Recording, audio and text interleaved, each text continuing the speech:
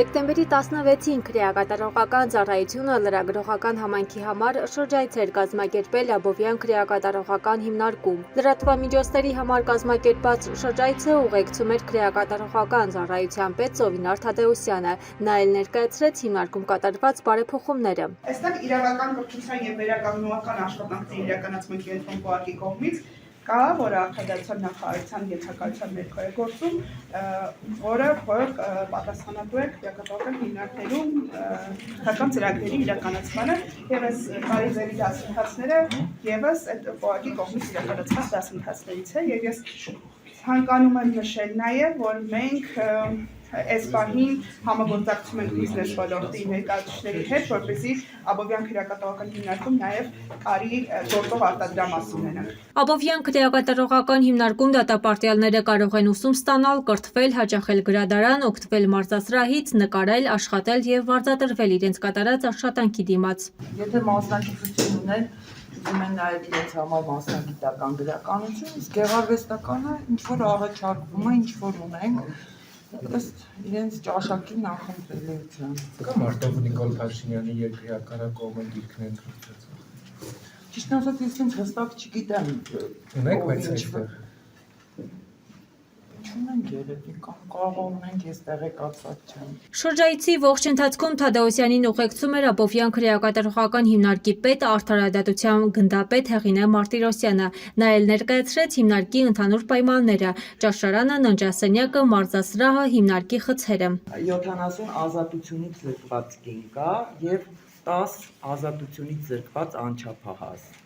Ամենաերիտասարդ անչափահասը քանի տարեկան է։ 15։ Ինչի համար է դատապարտվել։ Չի դատապարտվել, կալանավորված անձ է։ Հիմնականում անչափահասները գալիս են դանակահարություն, մեկ էլ գողություններով են։ Իսկ կանայք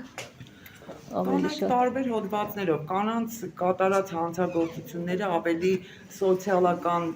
բնույթի են, գողություն, խարդախություն, ավելի թեթև հանցագործություններ են։ Սպանության դեպքեր կան, Սպանության դեպքեր շատ չեն, գրեթե չկան, ունենք, բայց տենց համատարած չեն սպանության դեպքերը, մեկ էլ թմրանյութերով են այս վերջերս գալիս։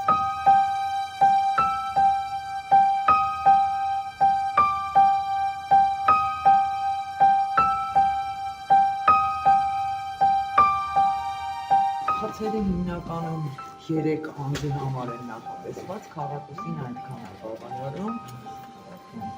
Այսինքն քանի քառակուսի է։ Այդ 12 պետքա որ լինի, մեկ անձին 4 քառակուսի։ Այդքան բավարարում է սանհանգույցը դուրս եկած։ Ու 3 անձ ենք պահում, բայց խցերքան 2 անձ են։ Ունեմ նաև մեկ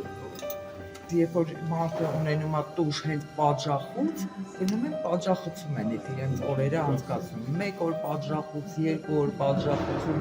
Հիմա կարող եք տեսնել մեր պատժախոցը, ոչ մի բանով համարյա մյուս խցերից չի տարբերվում։ Ուղղակի այդ իրենց քննելատեղն է, որ փակվում ցերեկային ժամերին չեն կարող օգտվել։ Այստեղ պատասում է քեստապահարան։ Քեստապահարան պետք չի, որտեղ պատժախոց գալիս է հիմնականում 1-2, ամենաշատ 7 տենց օրով եթե լինի, իրանց իրերը բերում են, տեղավորվում են, ասենք դրա համար չկա, ու տենց ավելի Իսկ լինում է, որ կրկնվում են այդ սխալները, որ իրենք անում են եւ դուք դրանց համար պատժվում եք։ հայրոք լինում է, որ Այսինքն դաս չի դառնում, որ գալիս են ստեղ։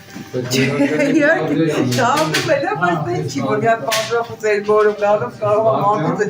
լրիվ կարդինալն է փոխվի տենց։ Դատապարտյալները տեսախցիկի առաջ խոսել չցանկացան։ Նրանցից մեկը, որ 3 տարի 6 ամիս ազատազրկման է դատապարտված գրպանահատության համար, աչքերի արցունքները սրբելով ասում է. այս նոր տարուն միայն մի բան եմ խնդրելու՝ տուն գնամ։